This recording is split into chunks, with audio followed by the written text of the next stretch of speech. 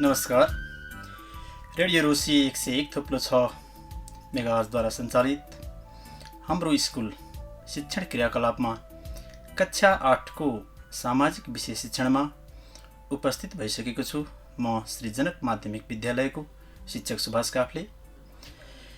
तपाईहरुसँग भएको सञ्चार उपकरण रेडियो, मोबाइल यस्तै सुन्दै आफ्नो अगाडि पुस्तक, कापी, कलम लिएर सामाजिक विषय सिक्न, अध्ययन गर्न उत्साहित रहनुभएका कक्षा 8 का सम्पूर्ण विद्यार्थी भाइ बहिनीहरूलाई यो हाम्रो स्कुल शिक्षण क्रियाकलापमा स्वागत गर्न चाहन्छु।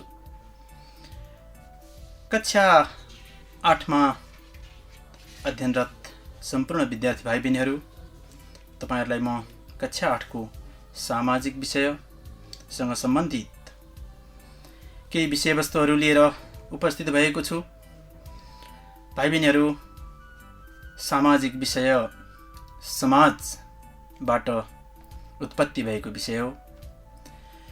त्यसैले म भाइ बहिनीहरूलाई समाज के हो भन्ने सन्दर्भमा छोटो जानकारी गराउँ। सबभन्दा पहिला समाजको अंग्रेजी शब्द सोसाइटी, जसलाई सोसाइटीको नेपाली समाज हुन्छ, र सोसाइटी शब्द ल्याटिन भाषाको सोसियोस SOCIOUS सोसियोस शब्दबाट बनेको हो। ल्याटिन भाषामा सोसियोस शब्दको अर्थ मित्रता वा मेलमिलाप भन्ने हुन्छ। मित्रता वा मेलमिलाप भन्ने हुन्छ। यसरी शाब्दिक अर्थमा हेर्दा समाज मित्रता वा परस्पर मेलमिलापको संगठित रूप हो। समाज मित्रता र परस्पर मेलमिलापको संगठित रूप हो। साझा लक्ष्य र उद्देश्य प्राप्तिका लागि निश्चित भौगोलिक क्षेत्रमा एकीकृत भई बसोबास गर्ने मानव समूहलाई समाज भनेर भनिन्छ। भाइ बहिनीहरू, साझा लक्ष्य र उद्देश्य प्राप्तिका लागि निश्चित भौगोलिक क्षेत्रमा एकीकृत भएर बसोबास गर्ने मानव समूहलाई नै समाज भनिन्छ। साझा उद्देश्य प्राप्तिका लागि समाजका सबै व्यक्तिहरू सचेत एवं क्रियाशील रहेका हुन्छन्। वास्तवमा व्यक्ति बीच वा समूहका सदस्य बीचमा नियमित रूपमा हुने आपसी अन्तरसम्बन्ध, लेनदेन, सहयोग, संघर्ष र अन्तरसम्बन्धको सञ्जाल नै समाज हो।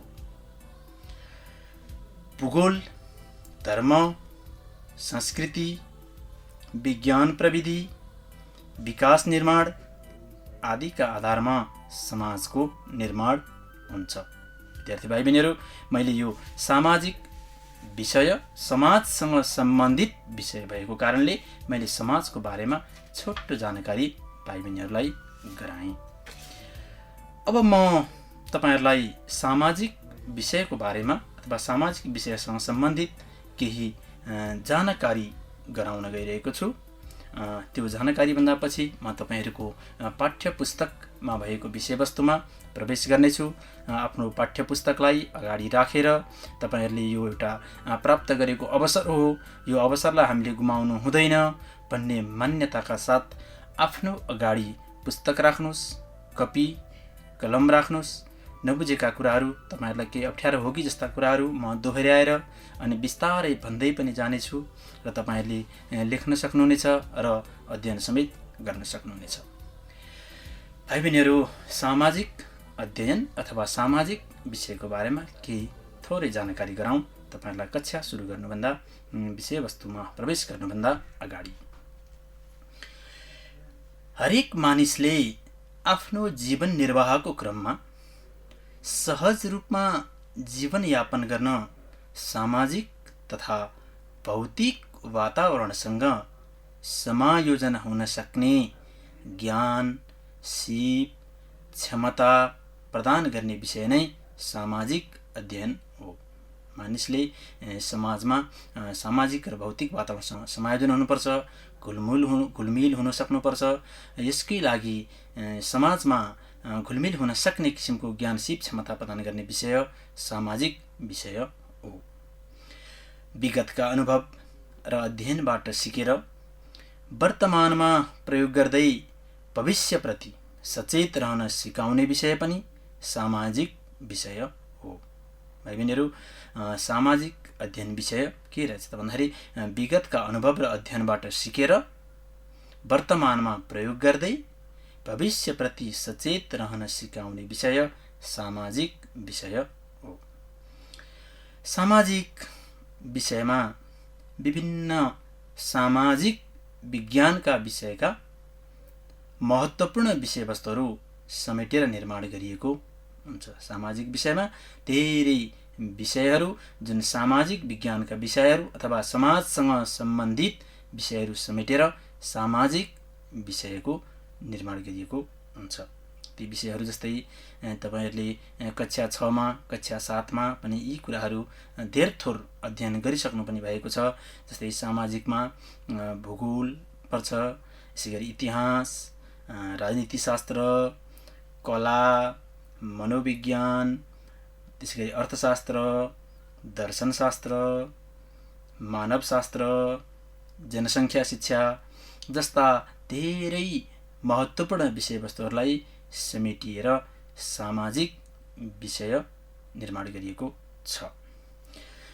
जस्तै भूगोलमा भौगोलिक अवस्थिति, प्राकृतिक स्वरूप, हावापानी, भूकम्प, अक्षांश देशान्तर जस्ता विषयवस्तुहरू भूगोल अन्तर्गत समेटिएको हुन्छ भने इतिहास अन्तर्गत प्राचीन घटना र अवस्थाहरू, सामाजिक मूल्य मान्यता, विभिन्न समयमा भएका युद्ध आन्दोलनहरू इतिहासमा लिइने विषयवस्तु हुन्छ भने यसैगरी अर्थशास्त्रमा आर्थिक क्रियाकलाप, साधन र स्रोत, भूमि, श्रम, बजेट, पुँजी, कर, राजस्व जस्ता विषयवस्तुहरू अर्थशास्त्र अन्तर्गतका विषयहरू सामाजिक विषयमा अध्ययन गरिन्छन् भने राजनीतिशास्त्रमा शासन व्यवस्था, प्रशासन पद्धति, संविधान, ऐन कानुन, सरकार, स्थानीय निकायहरूको बारेमा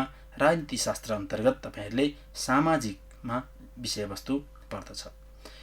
मानवशास्त्रमा मानवको उत्पत्ति र सभ्यता, मानव विकास, भाषा, संस्कृति जस्ता विषयवस्तुहरू समेटिन्छन् भने समाजशास्त्रमा मानव समाजको विकास, समाजसँग सम्बन्धित, मानव समाजसँग सम्बन्धित विषयवस्तुहरू, यसैगरी पारिवारिक जीवनका कुराहरू समाजशास्त्र अन्तर्गत पर्दछ।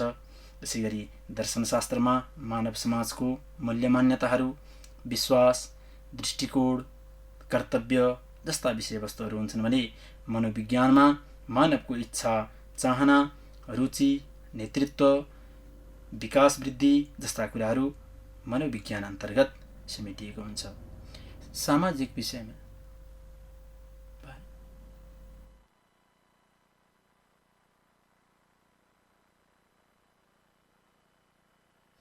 भाइ बहिनीहरू केही समय यहाँलाई छोटो विश्रामको लागि समय दिन चाहन्छु। भाइ बहिनीहरू केही क्षणको विश्रामपछि पुनः उपस्थित भएको छु।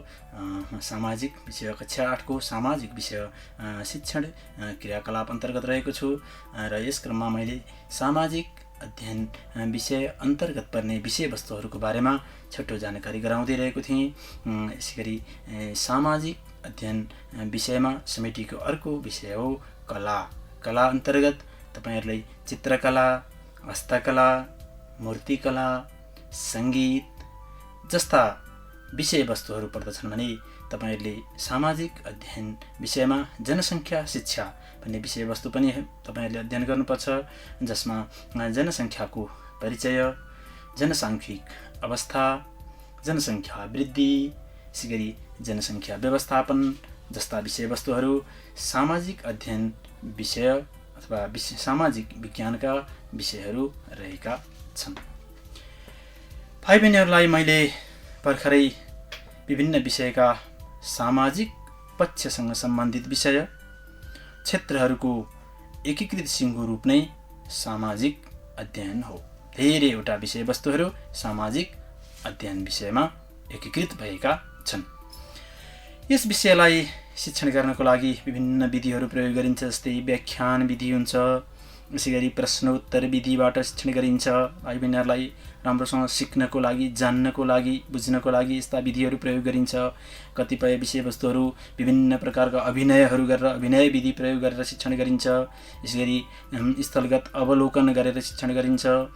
खेल विधिहरू प्रयोग गर्न सकिन्छ, छलफल विधि प्रयोग गर्न सकिन्छ, समस्या समाधान विधि प्रयोग गर्न सकिन्छ।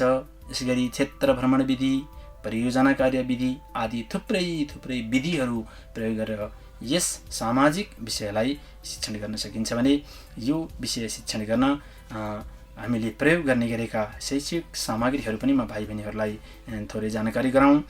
शैक्षिक सामग्रीहरूलाई विशेष गरी 4-5 प्रकारमा बाँडिएको छ। पहिलो छ मुद्रित सामग्री। सामाजिक विषय शिक्षणको लागि प्रयोग गर्ने मुद्रित सामग्रीहरू भनेको पहिलो सामग्री भनेको तपाईहरूको हातमा अहिले बोकेर बसिरहनु भएको पाठ्यपुस्तक, यो सामग्री हो, शिक्षण सामग्री। यसै गरी विभिन्न पत्र पत्रिकाहरू, लेख रचनाहरू, तस्बिर, शिलालेखहरू यी मुद्रित सामग्री अन्तर्गत पर्दछन् भने दृश्य सामग्री पनि सामाजिक विषय शिक्षणको क्रममा प्रयोग गरिन्छन्, शैक्षिक सामग्रीको रूपमा प्रयोग गरिन्छन्। दृश्य सामग्रीमा चार्टहरू बनाएर सिकाइन्छन्, यसरी ग्राफहरू हुन्छन्, नक्साहरू धेरै हामीले विशेष गरी नक्साहरू भूगोलको अध्ययनको क्रममा नक्साहरू अत्याधिक प्रयोग गर्छौँ। यसरी ग्लोबको प्रयोग गरिन्छ दृश्य सामग्री। यसै गरी श्रव्य सामग्री हुन्छ, जुन श्रव्य सामग्री अन्तर्गत अहिले तपाईँहरू रेडियो सुन्दै हुनुहुन्छ, रेडियो रुसी 101.6 मेगाहर्ज सुन्दै हुनुहुन्छ। यो रेडियो जुन यसबाट तपाईँहरूलाई अहिले त सामाजिक विषयकै शिक्षण क्रियाकलाप सुरु गरिएको छ, विभिन्न विषयका शिक्षण क्रियाकलापहरू सुरु गरिएका छन्, रेडियोबाट सुन्दै हुनुहुन्छ तपाईँहरूले। यसरी श्रव्य सामग्रीमा रेडियो सुनेर, टेप रेकर्डहरू सुनेर तपाईँहरूले सामाजिक विषयको बारेमा विभिन्न ज्ञान सिप हासिल गर्न सक्नुहुनेछ। यसै गरी अर्को श्रव्य दृश्य सामग्री छ, जुन चाहिँ टिभी, भिडियो, कम्प्युटर, सिनेमा, नाटकहरू, यसलाई हामी श्रव्य दृश्य सामग्री भन्छौँ, जुन चाहिँ देख्न पनि सकिन्छ र सुन्न पनि सकिन्छ। यसै गरी अर्को छ वातावरणीय सामग्री, धार्मिक स्थलहरू, जुन हाम्रो सामाजिक विषयवस्तु अन्तर्गत पर्छन्। धार्मिक स्थलहरू, स्थानीय सङ्घ संस्थाहरू, प्राकृतिक सम्पदाहरू, ऐतिहासिक स्थलहरू, म्युजियम, सामाजिक रीतिरिवाजहरू, चाडपर्व, मेला, जात्रा, उत्सव, बैठक, गोष्ठीहरू, यी सबैलाई हामी वातावरणीय सामग्री भनेर सामाजिक विषय शिक्षणको क्रममा शैक्षिक सामग्रीको रूपमा यिनीहरूलाई प्रयोग गर्छौँ। मुद्रित सामग्री, दृश्य सामग्री, श्रव्य सामग्री, श्रव्य दृश्य सामग्री र वातावरणीय सामग्रीहरू। विद्यार्थी भाइ बहिनीहरू, मैले तपाईँहरूलाई यति बेर त सबभन्दा पहिला सामाजिक विषय के हो, समाजसँग सम्बन्धित भएकोले समाजको छोटो जानकारी, छोटो परिचय गराएँ। त्यसपछि सामाजिक विषय शिक्षण अन्तर्गत पर्ने विभिन्न विषयवस्तुहरू, सामाजिक विषय शिक्षणका विधिहरू, शैक्षिक सामग्रीहरूको बारेमा मैले यहाँहरूलाई जानकारी गराएँ। म अब तपाईँहरूको कक्षा 8मा अध्ययन गर्ने विद्यार्थी भाइ बहिनीहरूको एउटा शैक्षिक सामग्री नै भनौँ, पाठ्यपुस्तक, जुन चाहिँ मुद्रित सामग्री भनेर मैले केही बेर अगाडि यहाँहरूलाई भनेको थिएँ। सो मुद्रित सामग्रीबाट यहाँहरूको पहिलो एकाइ हामी, हाम्रो समुदाय र राष्ट्र भन्ने पहिलो एकाइको पहिलो पाठ 1, जसको शीर्षक छ, तपाईँहरूले हेरिसक्नु भएको छ, तपाईँहरूको अगाडि पाठ्यपुस्तक छ, विकास। पाठ 1 विकास। विकासको बारेमा म भाइ बहिनीहरूलाई केही विषयवस्तुहरू शिक्षण गर्न गइरहेको छु। तपाईँहरू पक्कै पनि आफ्नो अगाडि पुस्तक राख्नुभएको हुनाले तपाईँहरूलाई धेरै सहज हुनेछ, जान्न सक्नुहुनेछ। तपाईँहरूलाई क्लासमा जति तपाईँहरूले जान्नुहुन्थ्यो, बुझ्नुहुन्थ्यो, यसबाट पनि तपाईँहरूले यदि इच्छा शक्ति जाहेर गर्नुभएमा यसबाट पनि तपाईँहरूले धेरै कुराहरू जान्नुहुनेछ, सक्नुहुनेछ। तपाईँहरूको शिक्षण कार्यलाई अत्यन्तै सहज हुनेछ भाइ बहिनीहरू। विकास भन्ने पाठको शिक्षण गर्नुभन्दा अगाडि तपाईँहरूलाई विकास के हो भन्ने बारेमा धेर थोर थाहा भएको विषयवस्तु छ। किनभने तपाईहरुले एकातिर तल्लो कक्षा अथवा कक्षा 6 मा कक्षा 7 मा विकासको बारेमा तपाईहरुले धेर थोर सिकिसक्नु भएको छ भने हामी समाजमा बस्छौं, समाजमै रहन्छौं, समाजका विविध गतिविधिहरुमा सहभागी भइरहेका छौं। त्यो अवस्थामा हामीले विकास भन्ने शब्दलाई अत्याधिक सुन्ने गरेका छौं। तपाईहरुले विकास भनेको यो हो, यस्तो हो भनेर भन्न सक्नुहुन्छ। हुन त तपाईहरुले विकास धेरै फराकिलो अवधारणा पनि मानिन्छ, विकासलाई फराकिलो दृष्टिकोण हो विकास।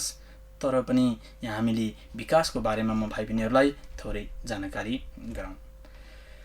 तपाईहरुले आफ्नो पाठ्यपुस्तकमा पक्कै पनि हेर्नु भएको छ। तपाईहरुको पाठ्यपुस्तकको विकास भन्ने पाठबाट सँगै त्यहाँ 6 वटा विकासलाई झल्काउने किसिमका अथवा विशेष गरी मानिसको विभिन्न अवस्थाहरू, समाजको विकासका अथवा समाज कस्तो अवस्थामा थियो पहिला र अहिले कुन अवस्थामा पुगेको छ भन्ने कुराको चित्रण गरिएको छ। ती चित्रहरू आफै बोलिरहेका छन् जस्तै मलाई लाग्छ। तपाईहरुले पहिलो चित्र हेर्नुभयो होला। त्यो पहिलो चित्रमा शिकारी र कन्दमूल संकलक समाजको अवस्था देखाइएको छ, अथवा यसलाई हामी जंगली युग भनेर पनि हामीले पढेका छौं कतै कतै, जहाँ जंगलमा मानिसहरू बसेका छन्।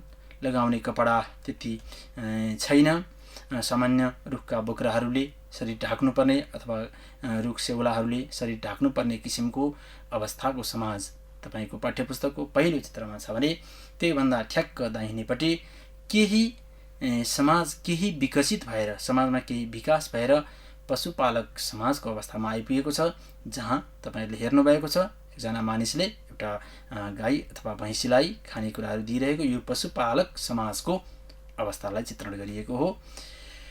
त्यसैगरी तेस्रो नम्बरको चित्र त्यो कृषि समाजको चित्र देखिन्छ भाइ बहिनीहरू, जहाँ मानिसहरू कृषि कार्य गरिरहेका देखिन्छ। चौथो चित्र यहाँले हेर्नुभयो। चौथो चित्र के होला त तपाईहरुले पनि पक्कै अनुमान गरिसक्नु भएको छ। यो औद्योगिक समाजको अवस्था हो, अथवा हामीले सुरुमा शिकारी र कन्दमूल संकलक समाज अथवा जंगली युगको समाजबाट पशुपालन युगमा, कृषि युगमा हुँदै हुँदै औद्योगिक युगमा समाज प्रवेश गरेको अवस्था चौथो चित्रले तपाईहरुलाई जानकारी गरेको छ। यहाँ विकास हुँदै हुँदै गइरहेको अवस्थालाई चित्रण गर्न खोजिएको छ भाइ बहिनीहरू।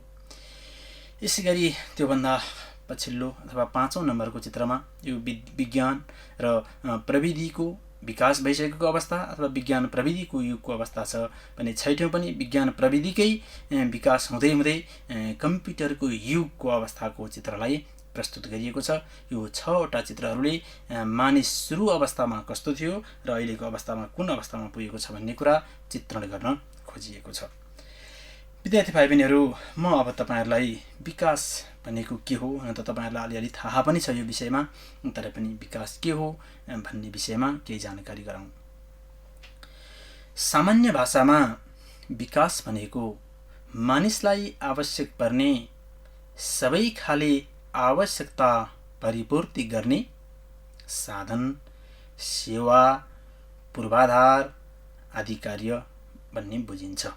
मानिसको आवश्यकता परिपूर्ति गर्ने साधन, सेवा, पूर्वाधार कार्यलाई विकास भनेर बुझ्न सकिन्छ। जस्तै बाटोघाटो, यसैगरी खानेपानी, त्यसैगरी शिक्षा, स्वास्थ्य, सञ्चार, विद्युत, उद्योग, कल कारखानाहरू, श्रम शक्ति, बजार, बैंकिङ सेवा, सिंचाई सुविधा, पुँजी जस्ता पूर्वाधार तथा उत्पादनमूलक कार्यलाई विकास भनेर बुझ्न सकिन्छ। जस्तै मैले अहिले भर्खर भने बाटो, पानी, शिक्षा, स्वास्थ्य, सञ्चार, बैंकिङ सुविधा अथवा पुँजीको उपलब्धता, श्रम शक्तिको उपलब्धता, उद्योग धन्दा यी आदि पूर्वाधारहरूको सुविधा हुनु अथवा उपलब्धता हुनु नै विकास हो भनेर भन्न सकिन्छ। भाइ बहिनीहरू, मानवले आफ्नो जीवनमा सकारात्मक र प्रगतिमूलक परिवर्तन ल्याउने प्रक्रिया नै विकास हो। हामीले बुझेका छौँ, कतै बाटो बन्यो भने विकास भएको भन्छौँ, खानेपानीको उपलब्धता भयो भने विकास भएको भन्छौँ, सञ्चार उपकरणहरू सञ्चार सुविधा भयो भने विकास भएको भन्छौँ, ब्याङ्किङ सुविधा भयो भने विकास भएको भन्छौँ। हामीले धेर थोर विकासका कुराहरू त जानेकै छौँ, तर यसलाई परिभाषागत रूपमा भन्नुपर्दा मानवले आफ्नो जीवनमा सकारात्मक र प्रगतिमूलक परिवर्तन ल्याउने प्रक्रिया विकास हो। विकास आफैमा विस्तृत र व्यापक अवधारणा हो भाइ बहिनीहरू। यसलाई मानव विकास, प्रशासन विकास, आर्थिक विकास, राजनीतिक, धार्मिक, शैक्षिक, सांस्कृतिक, प्राविधिक विकास आदिका रूपमा विभिन्न दृष्टिकोणबाट चर्चा परिचर्चा गर्ने गरिन्छ विकासको सन्दर्भमा। भाइ बहिनीहरू, विकासको सन्दर्भमा एकजना विद्वान फ्रेड रिक्स भन्ने विद्वानले भन्नुभएको छ, विकास एउटा क्रान्ति हो। विकास एउटा क्रान्ति हो, यसले सामाजिक संरचना र उच्चताको सामाजिक परिचालनमा वृद्धि गरी प्रति व्यक्ति आय वृद्धि गर्ने प्रयास गर्दछ भनेर विद्वान फ्रेड रिक्सले भन्नुभएको पनि छ। विकास निरन्तर सञ्चालन हुने गर्छ र सधैँ सकारात्मक परिणामको लागि यथास्थितिबाट अघि बढ्ने प्रयास हुन्छ विकासमा। यसरी विकासको सन्दर्भमा मैले यहाँहरूलाई धेर थोर जानकारी गरेँ। विकास परिवर्तन हो, जुन सकारात्मक परिवर्तन हो। यदि परिवर्तन मात्रैलाई विकास भन्यो भने विकास त नकारात्मक परिवर्तन पनि हुन सक्छ, तर नकारात्मक परिवर्तनलाई विकास भनिँदैन, त्यसलाई चाहिँ विनाश भनिन्छ है भाइ बहिनीहरू। विकास भनेको सकारात्मक र प्रगतिमूलक परिवर्तन हो भने विनाश भनेको चाहिँ नकारात्मक नराम्रो किसिमको परिवर्तन, जसले मानवलाई कुनै किसिमको फाइदा पुर्याउँदैन। विकास भइरहेको हुन्छ, निरन्तर प्रक्रिया हो। कुनै ठाउँमा अलि छिटो विकास हुन्छ, कुनै ठाउँमा अलि ढिलो विकास हुन्छ। अहिले विश्वमा कतिपय समाजमा, कतिपय देशहरूमा छिटो विकास भइरहेको छ। त्यस्तो छिटो विकास भइसकेका देशलाई विकसित देश भनेर भनिन्छ भाइ बहिनीहरू। देशमा सबै मानिसहरू इमान्दार, मेहनती र जाँगरिला भएमा समाजको छिटो विकास हुन्छ। विकसित समाजमा जनताहरू शिक्षित हुन्छन्, तालिम प्राप्त, स्वस्थ र सम्पन्न हुन्छन्।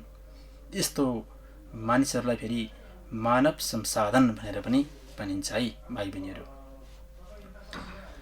विकासका निमित्त स्रोत तथा साधनको पर्याप्तता, विकास हुनको निमित्त पर्याप्त स्रोत र साधन हुनुपर्छ र त्यसको सही तरिकाबाट परिचालन गरिनु पर्दछ।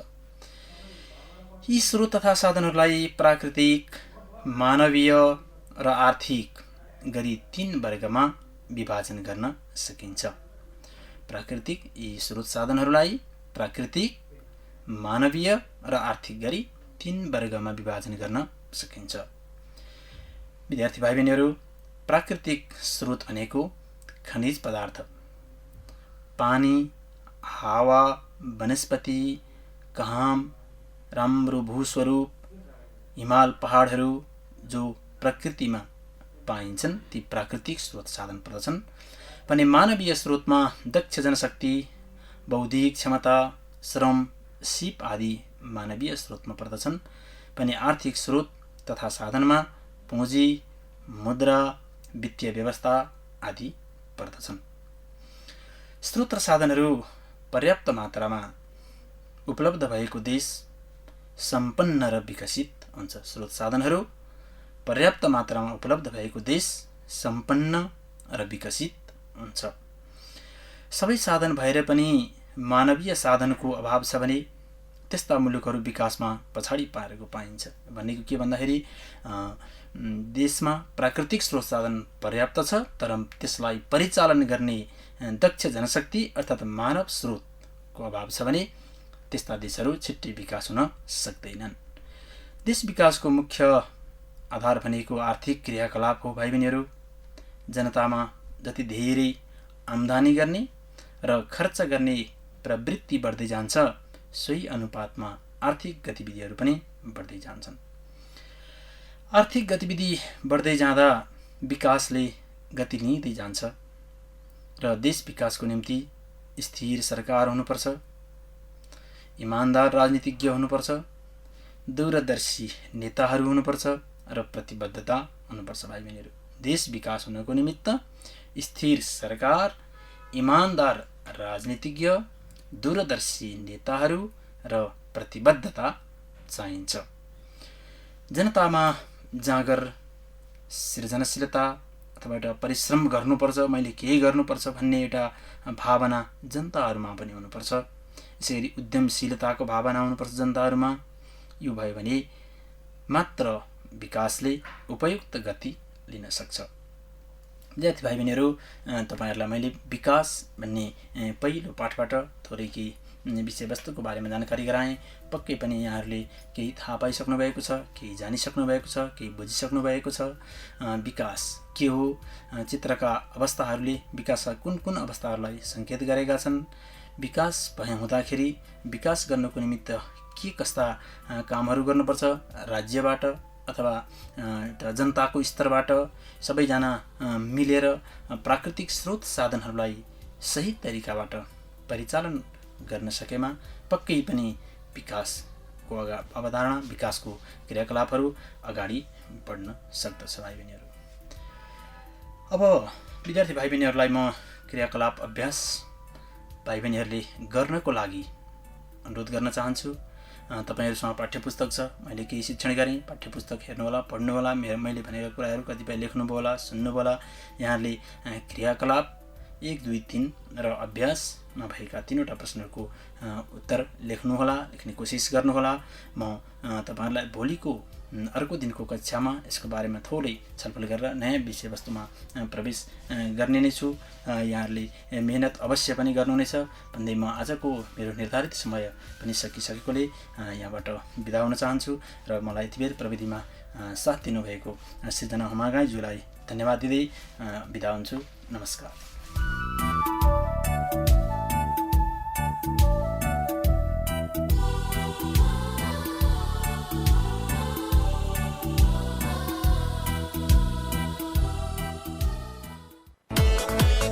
रेडियो रोसी 101 थोप्लो 6 मेगाहर्ज। ए दाइ के भो, ए दाइ के भो, ए दाइ के भो, ए दाइ के भो।